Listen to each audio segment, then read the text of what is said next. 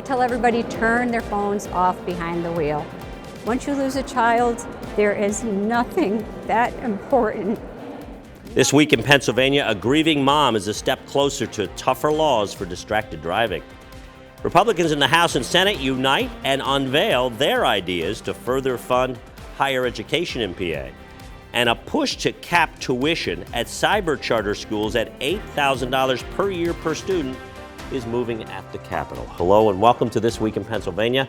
I'm Dennis Owens, covering hot topics in PA policy and politics, as well as the issues important to you and your family. Well, schools at several levels were front and center at the state capitol this week. Notably, House and Senate Republicans united to present a plan for higher education funding that rejects Governor Shapiro's proposal to merge community colleges and state schools.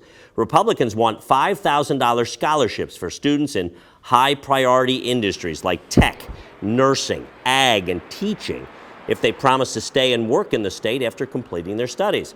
GOP lawmakers also want to impose performance-based metrics on colleges and universities that would determine state funding levels.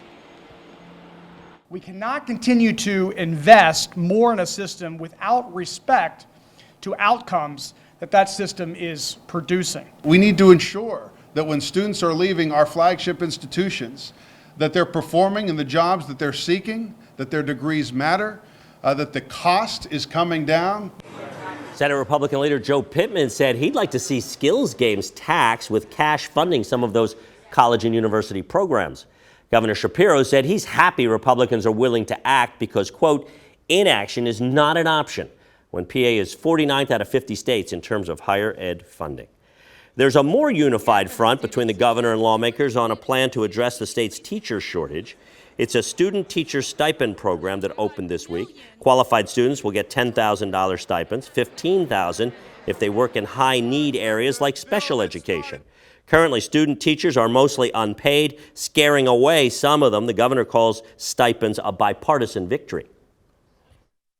One of the biggest workforce challenges we have is that we don't have enough teachers to educate our children. They came together and said, that's not a problem we're going to allow to fester.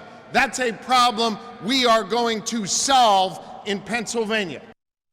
Now, the stipends are first come, first served. This year, there's $10 million in the program. Lawmakers say they actually need $75 million to cover all student teacher stipends. Shapiro is asking for $15 million in next year's budget. New contracts for employees of Pennsylvania state-owned universities, 3 different contracts actually for faculty members, coaches, and nurses. All will get raises up to 4%, retroactive to last July. And that deal runs through the summer of 2027. Should tuition at cyber charter schools be capped at $8,000 per student per year? Many lawmakers in every school district says absolutely. They complain about the all-over-the-map current funding formula that varies district to district, and they insist it's just too expensive. Cyber schools say they'd have to shut down at just $8,000 per pupil, reminding everyone that they are public schools too and are a popular option for parents who want choices for their kids. So one district could be 8,000, one could be 13,000, one could be 11,000. We even the playing field that everyone's paying the same exact thing for the same service. We're open to having a discussion about it. But the overall issue is those who are criticizing and those who are pointing the finger, they've never stepped foot in a cyber charter school. The governor's budget proposal calls caps cyber tuition at $8,000. Auditor General Tim DeFore confirms that he is currently auditing cyber charters as we speak. From cyber schools to solar for schools, a bill would help schools pay to install solar panels. Carlisle School District installed a solar array more than a decade ago. The cost to them was $5 million. A federal grant paid half, the school chipped in the other half. But Elizabeth Fiedler's bill would steer state money to help schools pay their portion. She said lots of federal money is available. Commonwealth schools should be taking advantage of that. When up and running, solar generates savings on school electric bills, money they could then steer elsewhere. And I have yet to hear of a school district or a school official who says, nah, I don't need millions of dollars to reinvest, like I'm good. Schools right now are facing really hard times, and this is a great way to help schools be self-sufficient. The bill passed the House with bipartisan support. It is in the Senate. Fiedler hopes it'll be part of the budget that is due June 30th. Cell phones are lethal when used by drivers. That is a tragic fact. And no one knows that better than a Scranton mom who lost her son to a distracted driver. For 12 years, she's not been distracted from pushing for tougher laws around cell phones and driving. And this week, she moved closer to her destination. I'm a mom with a mission. I'm not a politician. But it's a lot of hard work. Hard work that for Scranton's Eileen Miller began when state troopers delivered hard words. We're sorry to inform you, but your son was in a terrible crash and your son has passed away. July 5th, 2010, Paul Miller killed when a tractor-trailer driver, distracted by his phone, crossed the center line and hit him head on. At the morgue, when I saw my son, I whispered in his ear that I would find out what had caused that crash, and when I found out, I would make change. That change is called Paul Miller's Law. It passed the House Tuesday. It would ban drivers from emailing, gaming, engaging with mobile devices, and make it a primary offense. There's more people getting in car accidents distracted driving than there are drunk drivers. The change we're looking to make certain that people put down their phones while driving. Because right now, legally, you can actually watch a movie while you're driving down the street. The bill would also require police to keep records of who they're pulling over and why, and that data will be collected. Distracted driving is certainly a problem, but we just believe that this is definitely not the way to address it. Civil libertarians worry it gives local police more power to pull over more people for what they thought they saw. The benefit, quote unquote, of the bill is to give police officers more justification to engage in stops that could turn confrontational and or lethal. Tragically, this mom on a mission understands lethal encounters all too well. I don't want anybody else to have to lose a child, a mother, a father, a brother, a sister, to something so preventable. After 12 years, Eileen's finally gotten her bill, but she'd rather change behaviors. I tell everybody, turn their phones off behind the wheel. Once you lose a child, there is nothing that important. Nothing that important. So the bill heads back to the Senate and then to the governor. That is expected to happen. What is unclear is the timing. To Eileen, the wait's already been way too long. A white wave rolled across the Capitol this week. White-jacketed pharmacists were quite visible, and they are drawing attention to a little-known group that has a huge impact on drug prices. Pharmacy Benefit Managers, or PBMs. They say community pharmacies, not the big corporate ones, are getting underpaid by insurance companies so badly, some have been driven out of business. This especially affects rural areas, they say, that rely on independent pharmacies. One pharmacist told us how he loses money on a patient who takes several expensive drugs every month. All of those drugs in total are $5,000 to $8,000 per month, but I'm being reimbursed $150 less than what I bought those drugs for. Pharmacists blame PBMs, which are third-party administrators of those prescription drug programs. One PBM we spoke with blames the problem on high prices set by drug manufacturers. It is complicated, but a bipartisan group of state lawmakers are exploring possible solutions. Well, it was quite the week for Governor Shapiro and his wife, who quite literally had stars in their eyes. On Wednesday night, the state's first couple attended a state dinner at the White House, honoring Japan's prime minister. 200 guests included Robert De Niro and a performance by singer Paul Simon. Shapiro is popular in PA, and he's expected to be a key ally in President Biden's re-election efforts this year. On Monday, it was special glasses, not black tie. The Shapiros were in Erie to check out totality as the solar eclipse captivated North America. Millions, of course, took in the view as the moon moved between the sun and the earth. We have to move to a commercial break, and when we come back, it's a big week for Township Supervisors who convene in the Harrisburg area this week. What's their biggest concern? We're going to talk about that next.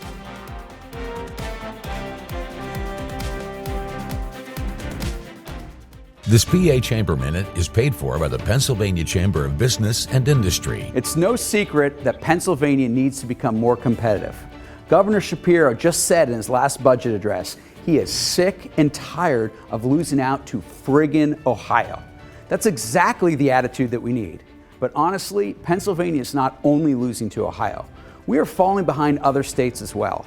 Wallet Hub said that Pennsylvania is the 4th worst state in America to find a job. U.S. News and World Report ranks our economy in the bottom 12 in the country. And here's the kicker. We are dead last in terms of creating new entrepreneurs. It does not have to be like this. Pennsylvania has enormous potential. That's why the PA Chamber is leading the charge on bipartisan pro-growth solutions to turn things around. Scan the QR code on your screen and learn more about how you can get involved and help make Pennsylvania more competitive today.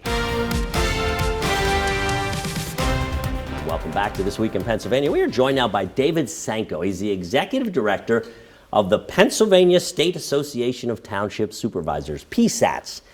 So when you think of Pennsylvania, you think of Philadelphia, Pittsburgh, Harrisburg, Scranton, but there are, in fact, 1,454 townships that cover 95% of the land in Pennsylvania and 44% of the actual people in Pennsylvania. And you're having your yearly conference in the area this week, chance for you guys to interact with lawmakers and state officials. What is the biggest concern facing township supervisors? I think unfunded mandates and over-intrusion from both Harrisburg and Washington. Give me some examples. So they make laws you have to pay for, but they don't fund them? Well, you tell me. Yeah, pretty regularly mandates come from Washington. A Washington example is stormwater. They tell you that every drop of rain that falls on a parcel has to stay on that parcel. Well, that's not realistic for a whole bunch of reasons, but they want you to spend a lot of money to do that. But there are other mandates that come out of Harrisburg. Advertising for meeting notices is an example. Right now, all the municipalities have to advertise for public meeting notices, and they should. And transparency is important, and they're all committed to doing that. But they've got to advertise in print media. Print media is becoming tougher and tougher to find. And as a result, their budgets. That's like notices in newspapers? Notices in newspapers, just in the legal notices section. $35 million a year is spent for meeting notices, not advertising, not purchasing, not procurements, not any personnel actions, just for meeting notices. And our communities could do that a lot easier by using their websites, by using social media, and you'd reach a whole lot more people. But the state still insists that be something that the townships and all municipalities have to spend money on. I know some people have talked about that with constitutional amendments as well. We had a botched one a couple of years ago, and there are some people saying, why are we even bothering with that? Who's really getting their information in those notices anymore? Is that your point? And what is the answer? And is there any movement at the Capitol to change things? Well, I think one of the options is also any type of electronic media notification. So we can do it on shows like this, stations, radio, as well as internet and websites. So there is some movement. We're trying to have some movement in the Capitol. It's tough in an election year. But we're hopeful that common sense perhaps can infect Harrisburg. It hasn't been seen there in a long time.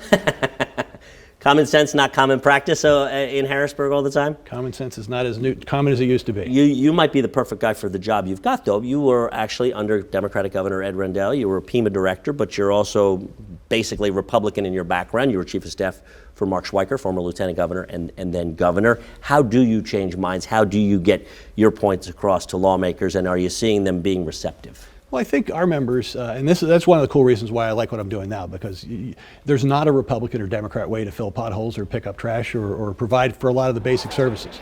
And Harrisburg and Washington have gotten real caught up in that divisiveness, where you're one or the other. And at the local level, you don't see that. So we're hopeful that, we talk about things like, common sense in government, not spending more than you have, things that we all used to do. And we're trying to get that back into the Harrisburg and Washington model. Let's talk about state police. I know there's been a push with them. A lot of times, for people that don't know, if you don't have your own police force, then the state police will, quote unquote, cover your area. A lot of townships have state police. They forego paying for their own police forces. There's some people in Harrisburg that say, well, we should be making them pay extra for that state police coverage. To that, you say what? I'm going to reverse the story a little bit and not say only some places have state police, because every place has state police. State police covers the entire, all of Pennsylvania, 12 million plus people, and everybody pays income taxes for that. There are some communities that choose to have an additional layer of police protection, and they'll put on a local police department or a regional police department. And that's their choice. And that's one of the things that we talk about with our members all the time, having local choices. As we talk about, do you know who the largest user of the Pennsylvania State Police is as a municipality? The city of Philadelphia. They have 35,000 dispatches a year. Now they have their own police department, but they still use the state police. So everybody uses state police as a baseline. Quickly, how concerned are you about the volunteer fire situation? It's more and more difficult to get volunteer firefighters, and a lot of your townships probably have volunteer fire departments. It is. There's, I mean, we've gone from, 300,000 20 years ago to 35,000 volunteers. It's hard to get volunteers. And one of the reasons it's hard is it's another example, one of those unfunded mandates. The training standards that have been put on from Harrisburg just make it I mean, people have to spend, hundreds of hours to want to be able to volunteer in their community. So we're hopeful to be able to try and change that training model to get more training opportunities for them. But the EMS as well. Difficult. It's what's driving those problems are the costs from the mandates that are coming from Harrisburg. All right, David Sanko. PSATs, good luck in your conference this week. Thank you. We appreciate you taking the time. Stay with us. Much more This Week in Pennsylvania when we come right back.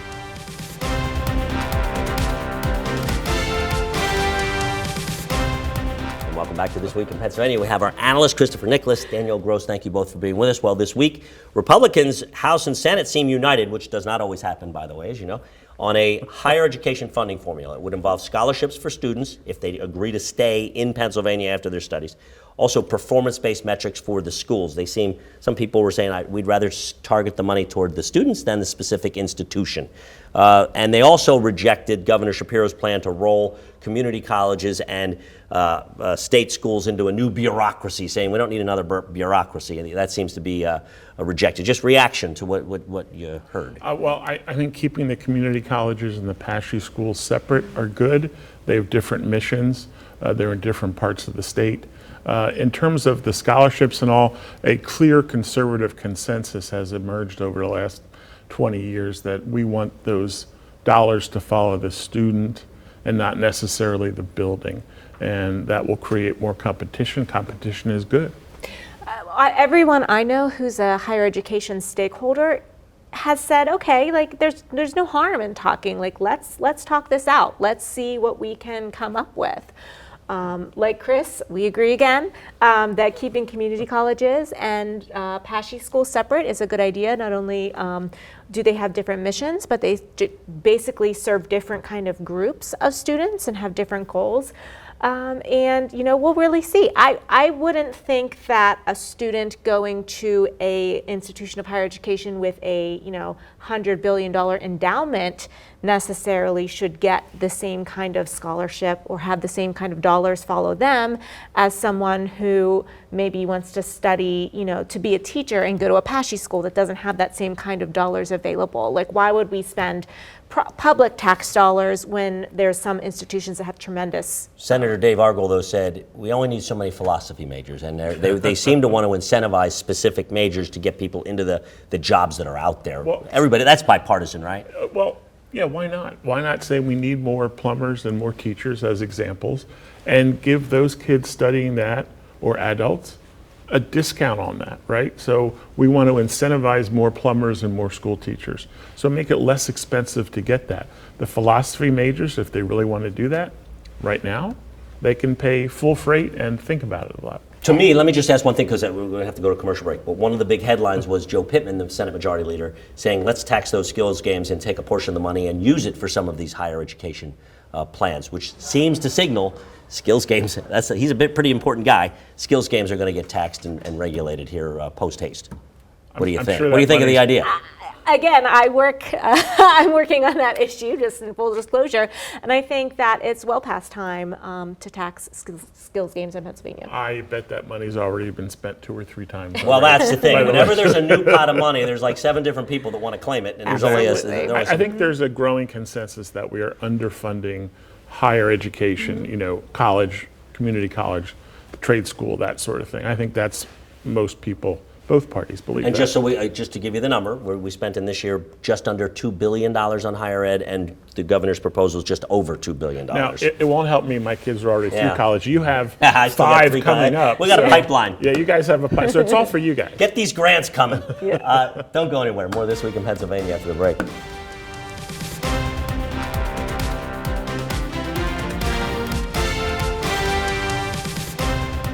Back to This Week in Pennsylvania, more with Christopher and Danielle. So the governor's budget address says, why don't we cap cyber tuition at $8,000? It's the same service. Right now, you're funded in a very weird way. Most people would agree.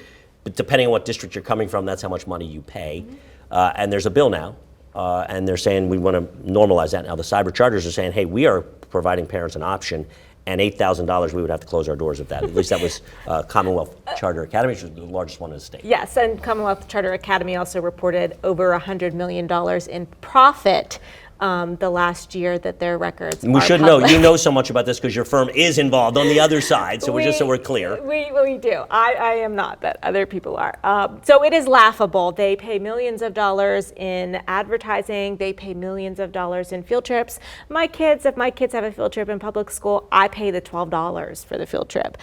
So the idea that they would magically go bankrupt if they were reimbursed at a level that's more than what they say they spend to educate students, with all the money at their disposal right now, it's just a made up statistic. Democrats have had it out for cyber charters since day one because they see it as competition and they can't unionize those folks. So there's several they unions are in many cyber charters. They are bad actors in this field because they just want to shut them down. They're not interested, I think, in helping them do an even better job, all across the state. But there are even Republican school board members who have to pay that bill for the cyber charters, and they're saying this is killing us, and it's a real lot of money that we could be doing other things with, and why are the costs all over the board when the product is the same? Nearly every school board in Pennsylvania has passed a resolution asking the General Assembly for some sort of cyber So if charter 8,000 isn't the funding number, relief. at least there's a conversation about what the number should be. Perhaps those school board members, they need to do an even better job of holding expenses down, right? Rather than going rent seeking they to set the somebody price for else electricity. and ask for more money. Quickly before we get out of here, big week. Kamala Harris, Vice President, was in Philadelphia this week. Donald Trump has a big weekend He in does. Pennsylvania. He has a rally in the Valley, a rally in the Lehigh Valley, and then a fundraiser in Newtown, Bucks County, and Biden's in Scranton soon. So it's just, 'tis the season, folks. Get used to it. Battleground PA.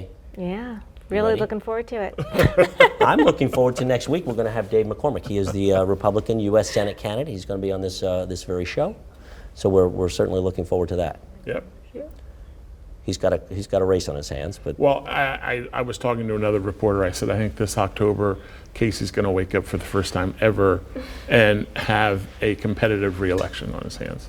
all right. Her smile suggests other things. That wasn't a smile. Thanks so much for joining us for This Week in Pennsylvania. I love the look she just gives you sometimes. Hope to see you next week on This Week.